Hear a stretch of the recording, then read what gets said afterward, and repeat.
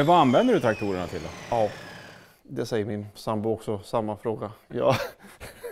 Nej, men jag tycker det är kul att skruva, mer än att kanske använda dem. Jag får ofta frågan varför, och då får man svara för att jag kan.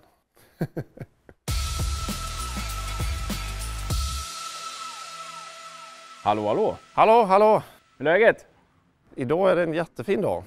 Man tror nästan att det är vår i alla fall, men... Ja, det ska snöa imorgon, vet du. Ja. Så att, ja. Det är ju bra att du är här idag då. Ja, så är det. För du har ju en härlig sambo som har kontaktat mig. Ja, väldigt oförberedd i ditt... att du är här idag. Ja, jag fick ett tips att du har väldigt många traktorer i alla fall. Ja, många. Det beror väl på vem man frågar, men ja. Men vad är det för typ av samling du har då? Det är en samling av alla möjliga saker egentligen. Det finns både originalrenoverade, orenoverade traktorer och lite modifierade. Vi kan börja titta på den traktorn som egentligen startade alltihopa. Den som är grunden till det här vansinnet. Det här är en Ferguson 35. En 1963 års modell som var själva starten i det här.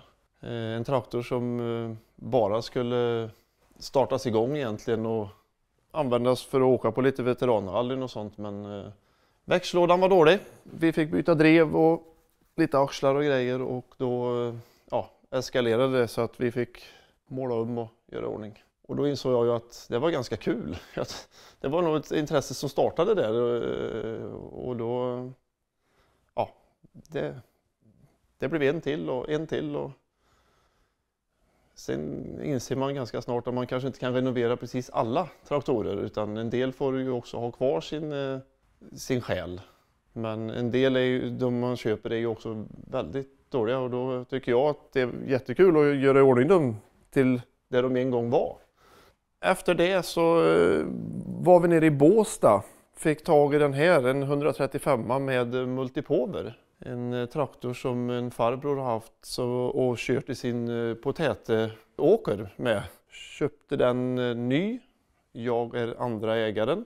Det som var lite kul med den här är just att det är multipover på den, så att den går ju fort. Den gör sina 40 kilometer, vilket var ganska häftigt då, 79 liksom. Det är ju vad dagens traktorer gör idag. Den var också väldigt, väldigt dålig. Var bulig på plåten, den var rostig, skärmar. Ja, det fanns liksom inte så mycket kvar att rädda. Och då bestämdes det för att det blev en hel renovering på den också. Gick dock oerhört bra i motor och låda, så den är inte öppnad någonstans utan bara tillrättade, läckte lite olja och lite sådana saker. Men ett väldigt bra renoveringsobjekt, dock mycket plåtarbete. Det här är min ögonsten. Det här är en BM Victor. En traktor som jag sa redan när jag var 6-7 år. Pappa, en sån ska jag köpa när jag blir stor. Historien är ganska enkel egentligen, för att när jag var liten så fanns det en farbror som hade en åker nedanför oss som satt och plöjde med sån här traktor. Varpå jag och pappa satt ute på kvällarna och lyssnade på honom när han plöjde med sin tvåskäriga plog. Och det som var kul var att han hade bara en framlampa. Och det kunde man se, ju mörkare det blev så glödde det bara lite den här. Och så kunde man sitta och bara höra när han gick ner med plogen. Man förstod precis dont, dont, dont, dont, dont, dont, dont. Och där satt vi hela kvällen. Och Victor är ju känd för att ha ett oerhört trevligt motorljud. Så att 6-7 år var jag då. Då bestämde jag mig att en sån skulle jag någon gång ha. Så fick det bli. En traktor som vi var och hämtade i Västerås. Som var dålig också. Väldigt dålig. Oerhört bra motormässigt. Alltså plåt. Alltså det fanns inte skärmar som höll ihop ordentligt. Och huven var emotkörd och så. Jag ville ju ha en sån traktor. Det fick bli så. Sen det här blev väl en extrem renovering egentligen. Vi har väl gjort allt. Varenda skruv har varit isär. Varenda plåt har målats vid sidan om. Ja, vi gjorde gjorde allt. Jag målar ju inte själv heller, utan det tycker jag många andra är mycket bättre på. Så att... Nej, men så är det lite, tycker jag. Alla får göra olika renoveringar, men det är ju, ingen ser ju hur mycket tid jag har lagt på renoveringen. Men alla ser ju lackeringen. Någonting som var väldigt kul med den här renoveringen var att när jag hade fått ihop den så pass så att det var dags att starta, då stod han på 4 stycken pallbockar. Och så tänkte man väl inte riktigt för egentligen, utan jag startade ju igång den och det gick jättebra. Ända tills jag släppte ner gasen till tomgång. Victor är ju känd för att gå väldigt lågt i tomgång. Då kunde man stå bredvid och känna i golvet varje kolvslag, eftersom det blev stumt ner istället för gummi. Det var, ja, jag var nästan rädd för att han höll på att hoppa av ifrån pallbockarna då. Det är nog min ögonsten. Det är bland de sista maskinerna som lämnar gården om det skulle gå dåligt. Det här är en ombyggd traktor. Som du ser, det är någon som har klenat på och skrivit T26 på den istället för T24 som den heter från början. Det är en traktor som jag själv inte har byggt, men köpt och gjort i ordning lite. Det sitter en D24 i den, utan turbo. Så att den, ja, du vet ju hur det är med D24, det ryker. En traktor som har en historia sån att för många år sedan, när den var relativt ny, så skar motorn på den. Och blev ståendes jättelänge utan att någon gjorde någonting åt den. Sen var det en gubbe som fick tag i den traktorn och byggde om den. Satte i det 24 och satte på däck i bak. Det är typ några truskdäck av något slag. Lite bilfälgar fram och fick det här till att bli en väldigt fin traktor. Och det känns när man kör den att den har inte gått mycket. Jag har ägt många T22 och T24. Jag har aldrig haft en traktor som har varit så här tät i växellådan, så att han har inte rullat mycket. Men motorn var ju utom räddning och då tyckte väl han att det var roligare att sätta in någonting annat. En traktor som egentligen inte skulle varit kvar här egentligen. Jag skulle sålt den för länge sedan, men min dotter på 8 år tycker att det här är den absolut bästa traktorn vi har, så att den får väl stå kvar tills hon ändrar sig. Hörru, nu lämnar vi originalträsket kan man säga. Ja, en aning. Det är nu det börjar gå ut för fullständigt. Är det kraftig högersväng eller vad? Ja, jag vet inte. Det ballar ur i alla fall. Vi står och tittar på en BM 350 som jag har satt i en Scania V8 i. En DS14 ifrån en dragbil. Om det var Scania 140 eller 141, jag låter det vara lite osagt. 350 hästars motor, 14 liter, går som en dröm. Min kompis sa till mig att du behöver göra någonting annat. Ja, vi gör det då. Så han var med i det här. Jag byggde faktiskt en T22 först med en TD60 motor i. Men den finns tyvärr inte kvar här. Jag fick sälja den för att avyttra för lite nya projekt. Efter det sen så kom den här DS14-motorn ut på Blocket. Vi åkte till Hedemora och hämtade den. Och sen veckan efter så hittade jag traktorn och då gifte vi ihop de två. Det blir en kul grej, en annorlunda grej. Motorn är ju fantastisk sång att lyssna på, den visslar och skjuter som bara den.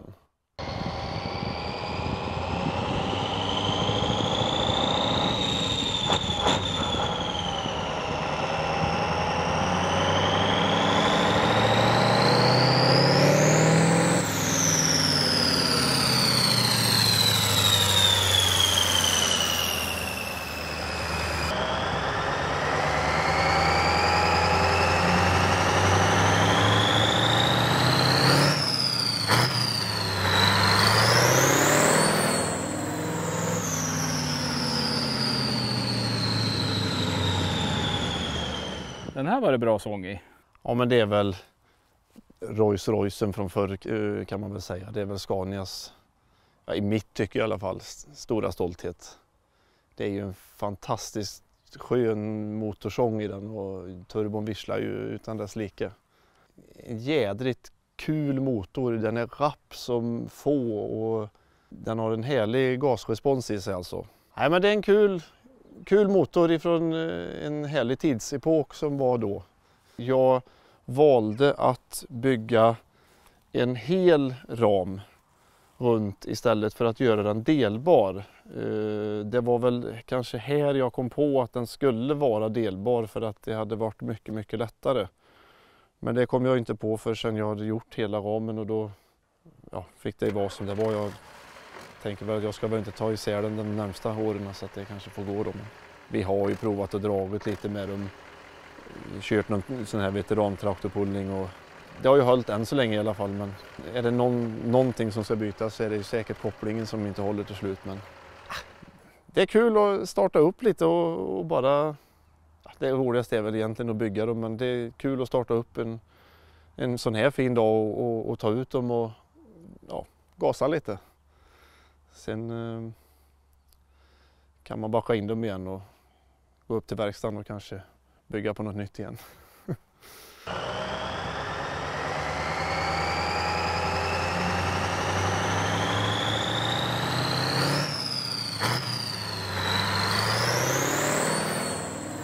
När vi var färdiga med den här så kände jag väl någonstans, jag tyckte det var jädrigt kul.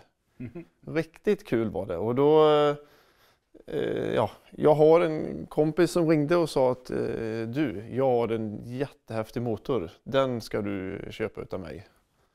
Ja, vi åkte väl dit och kollade på den och det var ju en Deutz V12 då med dubbelturbo som vi köpte. Och då slog det mig direkt att en traktor hade ju varit jättebra att ha till just den motorn. Och då fick jag tag i en Bison 470 som är en industrimodell. Så det är ju också fram- och backlåda på den. Så han går ju lika fort fram som han gör bak. Nu backar man inte jättefort, det gör man inte, men det går om man vill. Men det här är väl samma motor som typ John har, va? Ja, jag tror det. Kan vara så att vad jag har fått fram på numren på motorn så ska detta vara en 19-litare. Alltså den stora V12 då och sen med dubbelturbo. Jag låter vara lite osagt vilken storlek han har i sin grolle, men att det är ju Deutz bägge två i alla fall. Så att. Kul med den är ju då att den är luftkyld. Det här med vattenläckage behöver man ju inte bry sig om då. Motorn är extremt jättetung. Säkert en 1600-1800 kilo. Vilket då gjorde att jag blev lite nervös när vi skulle sätta ihop de här två. Så jag fick bygga med en helt egen ram som vi fäste in i bakaxeln. Allting är skruvat för att kunna ta isär det. Men att för att inte sprängkåpan skulle få ta stryk så gjorde jag en infästning som jag svetsade upp i en stor platta i bakaxeln som vi krämte runt och så. På så vis kunde avlasta sprängkåpan. Det var mycket svetsarbete, men han har inte gått av än i alla fall. Så att. Vi har varit på veterantraktorpulling och kört och dratt med lite, men annars så det är kul att starta upp och ha. Och man kan ha en sån här motor stationärt på en kärra eller någonting, men jag tycker det är kul att den kan rulla för egen maskin och åka med lite då. Sen blir det väl kanske inte jättemycket åkt, men det är en kul grej i alla fall. Men vad har man använt den här motorn till då? Kompisen som jag köpte den av hade köpt den i sin tur av en bonde som hade använt den som motor för en kastfläkt upp i en tornsilo. Men han fick inte ihop bränsleekonomin riktigt så att han avslutade det projektet och satte nog dit en annan motor. För det är väl inte att sticka under stol med att bränsle vill han ha. Och det ska han få, det är inga bekymmer. Det är bara att ge honom det så går han jättefint. Du har ju bett mig starta också. Vi ska ge det ett försök. Startar han inte då får du komma en annan gång får vi se. Han kräver ganska mycket batteri så att vi hoppas att batterierna är bra nu då. Så provar vi. Ser praktiskt ut. Det ligger diesel här också. Jag dränerar lite. Jag får börja med att ge lite. Så vi ser. Så. Jag börjar med att ge en lite glödning får vi se.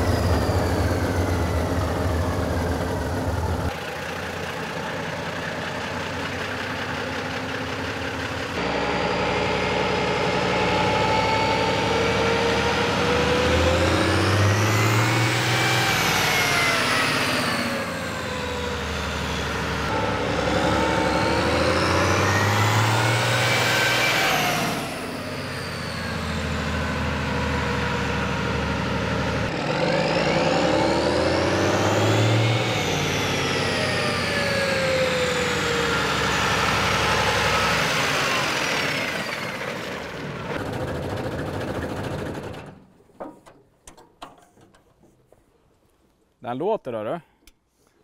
Ja. Han är annorlunda. Den här färgkombon, den är lite speciell. Ja, egentligen är den ju original på ett vis. Jag har ju tagit fram en grönare färg som är lite högre lyster i än originalfärgen då, men ja, den gula är ju inte riktigt 100 rätt heller. Skulle den ändå målas gul så vill jag ha en färg som lyser. Jag tyckte väl jag fick till det ganska bra i alla fall. Så att, man ser ju att det är något annorlunda, men den syns också för den som inte ser det. Så att, och den hörs? Ja, den har ett ganska högt motorljud. Tyvärr inte så högt avgasljud. Gentemot att det är dubbla turbo på den då, men med lite motstånd bakom så låter den faktiskt riktigt gött. Jag kan tänka mig att du inte hade Biltema motorlyft när du höll på med det här. Nej, jag hade inte det. Men hur fasen lyfter man en sån här motor? Ja, man ska veta det att jag har 3,30 i takhöjd i verkstaden, så att jag har ingen travers heller då. Utan vi gjorde ett stativ till motorn. Och sen hade vi en truck som vi nivellerade in allting med då, och så fick det här till att passa. Man ska ju någonstans bygga det här i en rak linje. Jag vill inte ha den så att han står som en stepnose eller var bakåtlutad, utan jag vill ha den rak, och då behöver man ju ha alla höjder. Det är väl nästan det första jag gör, är väl att sätta dit däcken så jag ser att det är rätt, och sen får man bygga rambalkar och höjd efter det. En liten kul grej på den här traktorn är ju att det sitter en servopump här ifrån en Volvo 240. Den här traktorn, likväl de andra, ska ju också ha en orbitrolstyrning, eller egentligen absolut den här, för just han blir ju så himla tung på framvagnen. Och jag dividerade lite och funderade på hur jag skulle lösa det, och då kom jag att tänka på det att just Volvo 240 är ju en bil som går i alla väder. Vi tar en servopump därifrån. Och så är ju den redan remdriven, så det var ju klart. Det var ju bara att sätta på vevaxel på den här traktorn, och så byggde jag en egen hydraultank till servopumpen då. Den har ett eget system istället för att ta olja ifrån bakvagnen. Sen kommer vi till nästa grej, och det är ju det att sprängkåpan på Bison-traktorn är ju så låg. Alltså den är inte så djup som på en 350, så att när vi skulle bygga kopplingen som skulle passa från Bison till Deutz-motorn så fick vi använda oss av 2 adapterplattor som jag har vattenskurit ut då för att få passformen. De är 25 mm styck. Och sen fick vi fräsa av den ena adapterplattan, för det skulle vara 48 mm då i anpassningsmått. Mycket har jag kliat i huvudet för att räkna ut och få den kopplingen att passa. Det sitter ju Bison originalkoppling i här. Jag tror väl inte att den håller för alla hästkrafter i motorn, men tanken är ju inte att vi ska köra traktorpulling, utan jag vill ju ha ett fordon som förflyttar motorn. Så att, men det finns ju alla möjligheter, det är bara att plocka isär och byta till en starkare koppling om man vill. Men att, det är lätt den dagen kopplingen går sönder att bara köpa en ny koppling till Bison och sätta dit igen.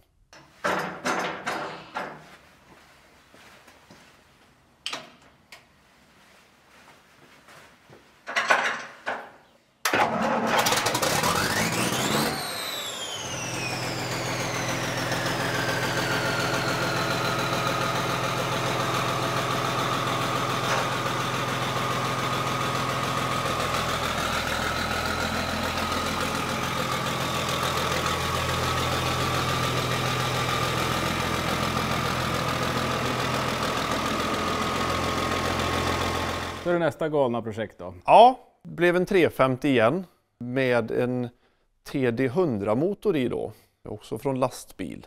Och det här projektet blev ju lite kul då, för att jag fick ju på mig då att jag bygger så enkla byggen. Så att det skulle se mer ut som en traktor, så att då skulle det byggas med huv, det skulle se original ut. Då försökte vi bygga så mycket original vi kunde. Jag ville ha de här tvinnhjulen som fanns förr då, och vi byggde med huven och det. Sen avslöjade det väl lite när turbon sticker utanför huven, men nej, det blev en fin traktor. Det ser ju verkligen ut som en traktor med hytten och med huven på. Jag förlängde ju då, satte ihop 2 huvar och ville ju ändå kunna ha kvar det här att man viker upp huven som original, så att då blev det ju till att skära ur för turbon och ja, det var lite meck och lite, men det blev snyggt i slutändan, tycker jag i alla fall. Sen grejen med alla de här 3 traktorerna är ju att de blir ju ganska tungstyrda, så att vi fick ju bygga orbitrolstyrning på allting då för att kunna få en servo, för att ja, vi provkörde utan och det var inte ens möjligt. Så starka armarna är jag inte. Men det har varit lite meck och lite grejer, och jag tycker det roligaste är att bygga dem. Köra dem gör jag tyvärr inte jättemycket, men grejen att få det att fungera och framförallt att man gör det mesta själv, det tycker jag är kul. Att jag svarvar kopplingen och allting ihop med min far. Han är jätteduktig på svarv, så att samma adapterplattor och allting. Vi försöker göra så mycket som möjligt själva. För att ja, då vet man att håller det inte så är det bara en själv man kan skylla.